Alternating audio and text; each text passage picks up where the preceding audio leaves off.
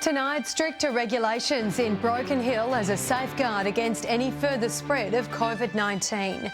And Port Lincoln City Band suffers another blow, now frantically searching for a new place to practice. From our 7 Spencer Golf Studios, your nightly news with Louise Huber begins now. Good evening. All Far West Health District buildings will now have extra safeguards in place in an attempt to fight against a COVID-19 second wave. The region's top health executive says the rule will be in place until the threat across the nation is reduced. With concerns of a coronavirus second wave growing, the Far West Health District is taking no chances. Starting today, every visitor wishing to enter a facility in the region must provide contact details to trace if something goes wrong. The new safeguard, a direct response to increasing cases in Victoria. It is designed to facilitate a much quicker tracing capability. If someone wants to return a positive test, then we can quickly identify who they are. Locals told it's the same process as if you're going out to dinner. Leaving your name and number, in fact, is a prerequisite at a lot of restaurants. So I would hope that the people will see that as nothing new. The Far West Health District stretches close to the Victorian border, so it's ramping up testing capabilities in border towns. Some pop-up clinics are now permanent setups, other testing sites are open for longer and for more days. For example, at Boronga, we had a pop-up clinic, whereas now we have a permanent 7 days a week capability. In those towns, officers attached to the Barrier Police District have been helping with the border shutdown. People entering New South Wales from Victoria need an entry permit. Patrols increased to prevent illegal crossings. You'll find that if people are out there doing badness, they will be caught. And unfortunately, if they're in a car or motor vehicle, and it complies with our pursuit policy, well, we need to arrest them. And with school holidays underway across the state, police will also be targeting drivers coming and going into the region. Speeding, seatbelts, distracted driving, officers are on the lookout. Fatigue. Obviously, you've got the issues of drug and alcohol use. You just don't drink and drive, and you don't take drugs and drive. So we've got RDT and RBT facilities in town, and we are active with that. Police are urging all motorists on the region's roads to be safe, ensuring everyone has a safe arrival and safe return. Patrick Reinke, 7 Spencer Gulf News. As coronavirus case numbers increase by their hundreds in Victoria, South Australian community leaders are calling for calm in the regions. Jeff Brock's urging all residents to remain vigilant and follow guidelines and restrictions set by authorities. As the borders close and tensions rise, South Australians watch on as Victoria's case numbers increase. An example of what we could be if we don't do everything right. And I feel very, very sincerely for the people of Victoria and the businesses over there, because they're now going into a complete lockdown. Now regional community leaders are making fresh calls for calm as supermarkets implement purchasing rations. Jeff Brock is insisting there is no need to panic buy in the regions. If we panic buy, then we're putting pressure on the transportation to be able to get it from the warehouses in Adelaide up to the regional areas now. A little bit of patience required, but everyone got what they needed. So the same is true this time around when we're in a much better position in industry around the country for the most part. So there'll be plenty of stock for everyone. There's no need to panic buy. The strong message is to remain calm but not complacent. South Australian authorities encourage residents to still adhere to social distancing regulations. If we become too complacent or relaxing, we could have a burst or a cluster like they're having in Victoria at the moment. Residents are being urged to use credible sources for coronavirus information. sa.gov.au website, where the up-to-date information that's updated regularly, and there's a helpline on there that you can call for specific advice if needed. Shari Hams, 7 Spencer Gulf News. Artists across Lower Eyre Peninsula have been left devastated after being evicted from Port Lincoln's art area workshop. The council-owned building forced to close its doors due to coronavirus, leaving dozens of artists desperately trying to find a new location. A fight is brewing in the heart of Port Lincoln as dozens of artists are kicked out of their workshop due to coronavirus restrictions. We've now had word from the council, of course, that we were not to use the building and we are still waiting to get back in. Port Lincoln's art area building shut its doors to artists back in March at the height of COVID lockdown. 5 long and lonely months later, and artists are itching to get back, but there's still no set date of when they can return. It's very disappointing. The Port Lincoln Art Group had set up some little challenges that people do in their own homes during isolation, and that was working quite well for a period of time, but that sort of dwindled a little. The space is used by a handful of groups from the drawing community, quilters, sewers, Fred's Van and City Band. We're not getting together as a full band, and musically that's not ideal, but also as a team and a band and our social connections, obviously we're missing that as well. It's another tough blow for the band after the cancellation of the Fame Awards this year, its biggest annual fundraiser. Members are now strewn across the city trying to perform wherever and whenever they can. The big flow-on effect of that is going to affect the community events down the track and yeah, so it's really difficult. Despite strict COVID restrictions, users say they can share the space and maintain social distancing and hygiene. We don't share the facility all at once, so it can be done safely. Upgrades for the building are expected to start in October, pushing the date of when users can return even further back in the calendar. Organisers say it's putting increased pressure on members' mental health and social connection. We have older members who sometimes can be isolated, and certainly people who are living out of town. So that's also physical isolation. Nathan Rector, 7 Spencer Golf News. Still to come tonight, bills slashed for customers of a gas company in South Australia and major changes to Tunarama, but for the first time, one thing will stay the same.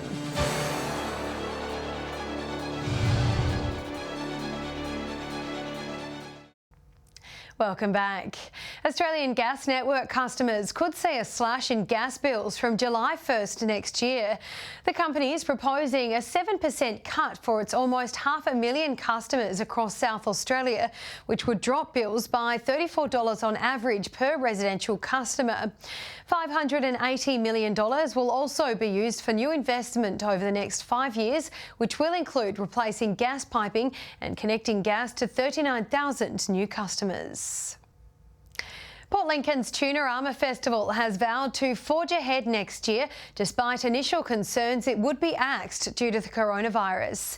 Belinda Curry is set to continue on as ambassador to help promote the festival far and wide. The show's set to go on for one of the biggest festivals on Eyre Peninsula's calendar, with preparations already underway for next year's event. I think we need a celebration. I think we need a time to come together as a community, celebrate Port Lincoln. The time-honoured Bendigo Bank Tunarama Festival getting the green light to go ahead next year, but it will look a little different with the fireworks, cruise ships and street parades out of the question. Health SA will not sign off on us having a festival of any kind if they think there are going to be large numbers of people gathering in an unhygienic, unmanaged way. A melting pot of food and culture, the festival is a major draw card for visitors far and wide. This year's event attracting more than 25,000 tourists and injecting close to $1 million into the local economy.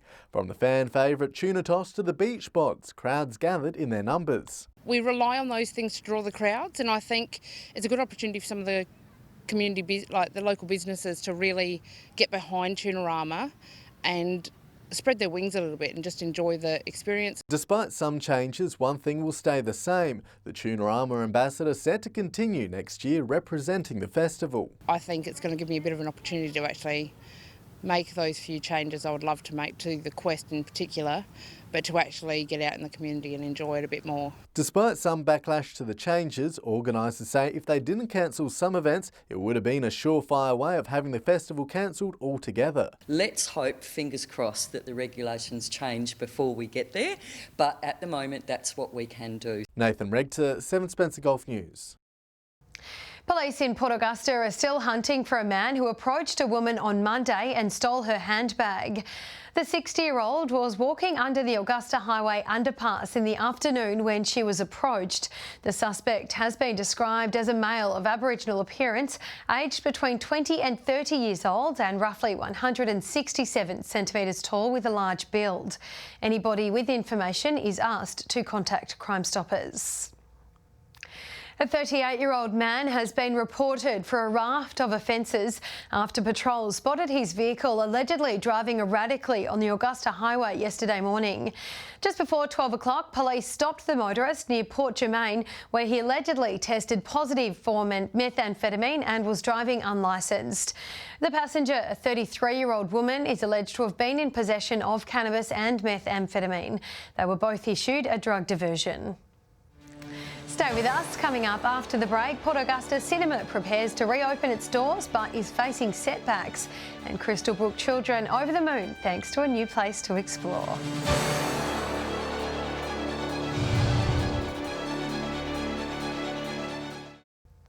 Hello again.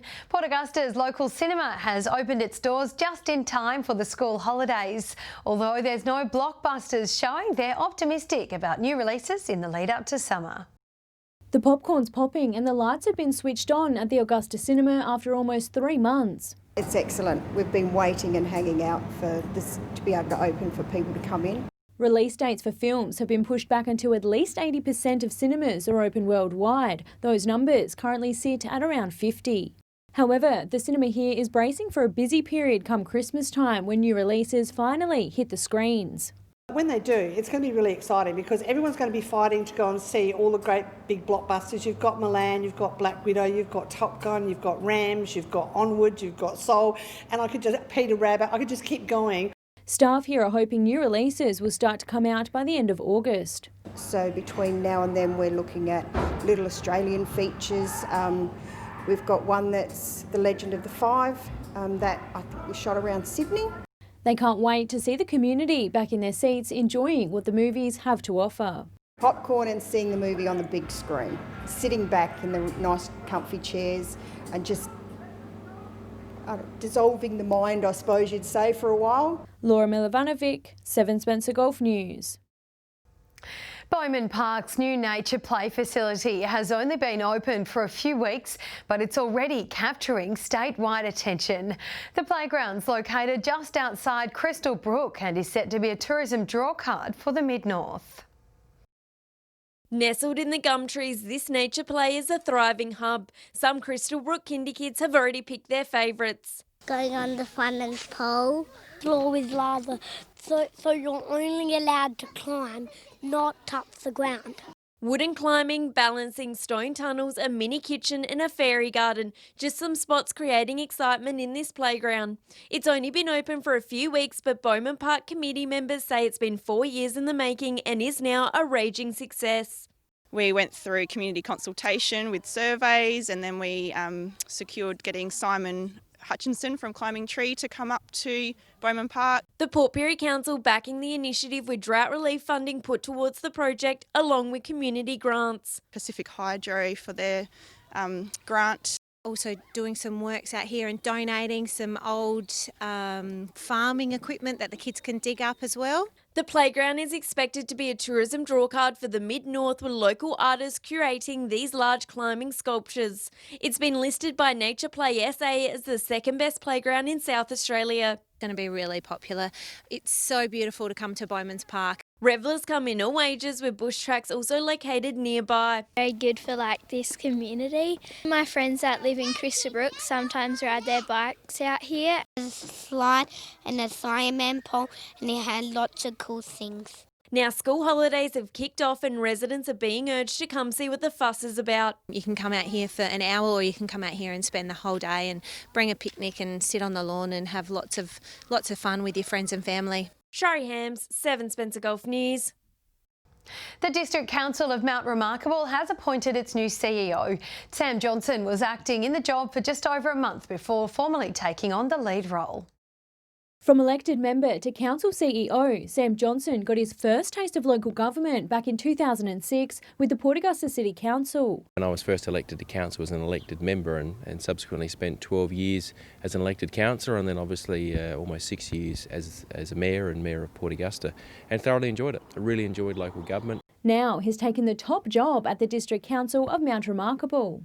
It's got this wonderful natural landscape, and you've got Mount Remarkable and all the farming country. But then on the other side of the hill as well, you've also got this beautiful stretch of coastline around Port Germain and Marina Island. So it's very unique and diverse. A career path he's been drawn to. I think it's rewarding. It's a rewarding career in local government, and if you're willing to be open-minded and work with the relevant people, work with communities, work with staff, work with the elected bodies for the greater good of good outcomes, you can really achieve some great stuff. Laura Milovanovic, 7 Spencer Golf News. Stay with us after the break. We'll have this weekend's footy tips and the weather with Brit.